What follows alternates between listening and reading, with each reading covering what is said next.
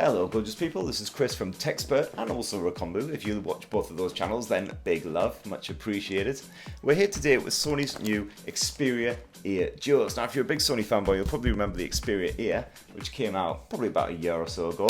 It's a snug little earbud which basically sits in there and just gives you alerts, notifications, updates, things like that. So it's kind of an everyday daily assistant. And the idea is that you don't have to pull out your phone every 2 seconds to keep checking the screen. Instead you get all the important information relayed through here and you can respond via it as well. Unfortunately the assistant features were quite limited, but the design of it was quite nice, and we're kind of hoping that Sony has built on this and made it much better for the new Xperia Ear Duos, which basically rock a similar sort of concept. As you can see, the funky open ear canal design means that basically you can still hear everything that's going on around you while also listening to your tunes, getting updates on your daily schedule, messaging, all that kind of stuff on the go.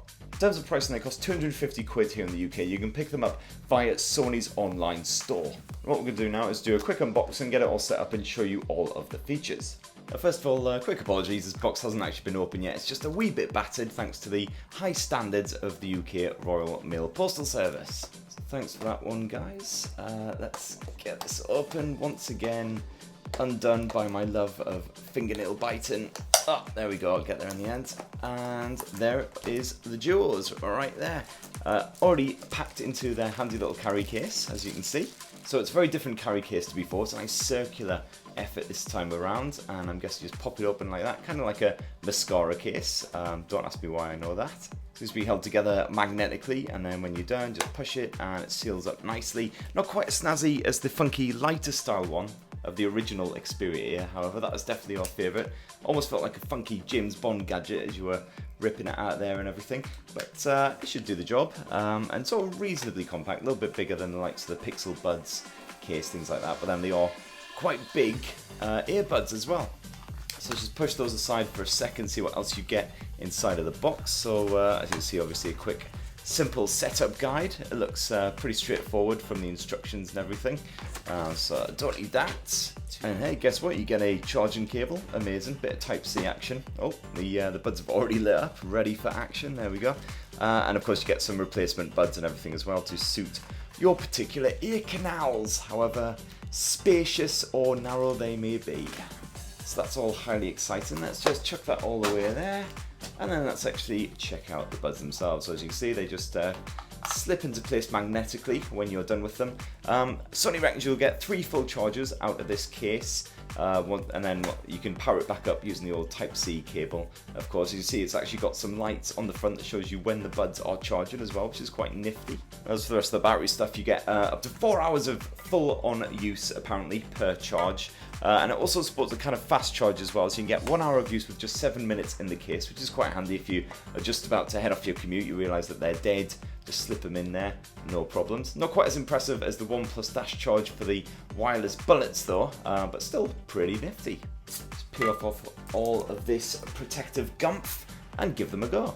So as you can see, when the Xperia Ear Duos are sat in their charging case, there's a bit of power in there. They glow this seductive, sultry sort of orange colour, and then when you pull them out, they should be ready to pair.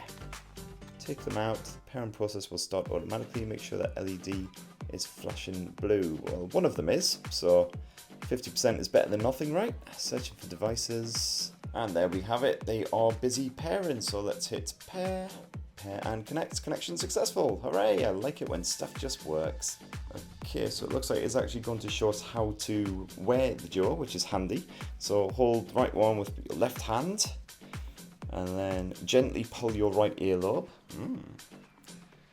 And then just kind of slip it on in there. Alright, let's give this a go.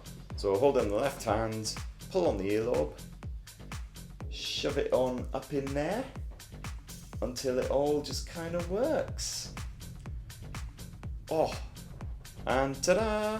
And interestingly, you can actually verify using the front camera that you are wearing it correctly. So let's try that. Allow, yeah, is that good? I guess it's not going to tell me, it's just like have a look at your ear and make sure it's in there. I can kind of feel it's in there, so that doesn't really help, but thanks anyway. Okay, and then obviously you put the left one in your left ear as well. Good shout. Okay, so I've got them both in now, and it certainly feels a little bit weird. Kind of feels like I'm wearing oversized earrings, and it's not even a Saturday night. They've definitely got a bit of a heft to them, 10.6 grams each to be absolutely precise. So they're definitely a little bit heavier than your typical sort of in-ear buds, but it doesn't feel uncomfortable at all. They feel like they're pretty sort of snug in there. Doesn't feel like they're gonna fall out at all. I reckon I could go to a Wage War concert and thrash for the best of them, and I wouldn't go flying off into the crowd, so that's always good.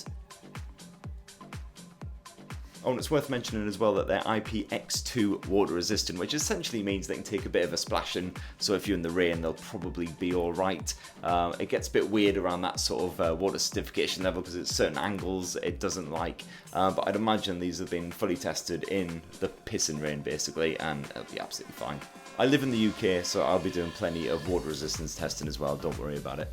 So now with that done, it's basically showing us some of the basic commands. So for instance, if you tap and hold the left touch pad, then that allows you to play and pause your audio tracks. Let's give that a quick go. Yeah, just a quick tap, and that allows you to either pause or play your tracks. Nice and straightforward, as long as you actually aim right. I'm just kind of jabbing the edge a bit there. There we go. Apparently if you touch and hold the right one, then that activates the voice assistant. So you've got Sony's built-in voice assistant, but it's also compatible with Siri or Google Now too. Yeah, that all seems pretty straightforward. If you slide your finger up or down either of the pads, that will adjust the volume. So down, up, nice and easy. And then that is you basically done. So pretty straightforward stuff in terms of the controls and everything. Should be able to pick that up in a jiffy. And now we're into the bit about the assistant. So this is the bit that reads out your messages, updates you on your schedule, tells you what the weather's going to be like if you can't be bothered to look up. So as you can see, you can select exactly what the assistant can read out to you for everything from the latest news headlines and the weather forecast to any missed calls that you have, stuff like that. So we'll just say, yeah, that's all good. You can tell it exactly when your birthday is, so I'm hoping you're going to get a nice bit of a serenade just to bring a bit of extra joy to your day. So now we're into the main Xperia Ear Duo app menu, and it does look from a quick glance almost identical to the old Xperia Ear app, certainly nice and straightforward. You see exactly how much battery life you have remaining, shows that the buds are connected. You've got your instructions on how to use them, how to do the various gestures and all the rest as well. And if we dive on into the device settings, you can set up quite a lot of stuff here. So if you've got the touchpad settings, for instance, you can set up your own touch controls, everything from single taps up to triple taps. As you can see, obviously the touch and hold is for the old Google Assistant, and obviously you can change it between the left and the right ones as well with the quick tap of the right part of it, always helps. So you can set it up exactly the way you like it. So there's not much assigned to that right bud by default. It's just the Google Assistant and the volume. So for instance, if we were to set up a double tap on that one, you can get the Google Assistant loading up instead. Or you could also see your next upcoming event, or you can use it to reply to a message.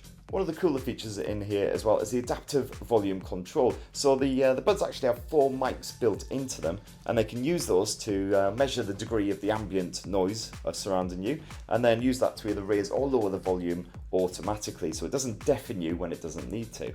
You can of course just like manually tweak the in-call volume as well, and you also have the head gesture support just like you did on the old Xperia Ears as well. So if you're feeling a bit shy, you're in a crowded room, you don't want to respond with your voice, just make it look like you're talking to yourself basically, you can either shake or nod your head instead. Although certainly on the old Xperia Ears it was quite a violent gesture you needed to do for it to be recognised, so you actually looked a bit more mental than if you were just talking to yourself. And you can actually test out the head gestures as well in the app, so you can see exactly how hard you have to. Okay, so it's picking up that is a nod, so that's not too bad. That's a reasonable nod, not like a full-on head bang. Seems to have stopped doing it now though. Oh, there we go. And then a shake of the head. There we go, picks that up as well. So the motion controls do seem to be improved over the old Xperia Ears, where you really had to give it one of these in order to be detected. Just going to give it a quick test out now. I'm going to try calling myself and see if I can just answer it with a quick nod of the head. Yeah, there we go. And I'm now speaking to myself. Hooray! Unfortunately, it didn't actually tell me who was calling or the number or anything like that. It was literally just the ringtone in my ear. So you'd still have to pull out your phone from your pocket, your purse or whatever to see who's ringing you. They can notify you about missed calls, but not actually who's calling you, which is a bit of a shame unless there's some toggle in here that I've yet to find. So that right there is Sony's Xperia Ear Duos. I'll be giving them full testing out over the next few days to do a full in-depth review. But if you've got anything you need to know, any questions, comments, or you just want to tell me how goddamn awesome I am, feel free to leave a nice little comment down below. and I'll give you a little bit of a thumbs up and a cheeky bit of bants. So cheers everyone, bye.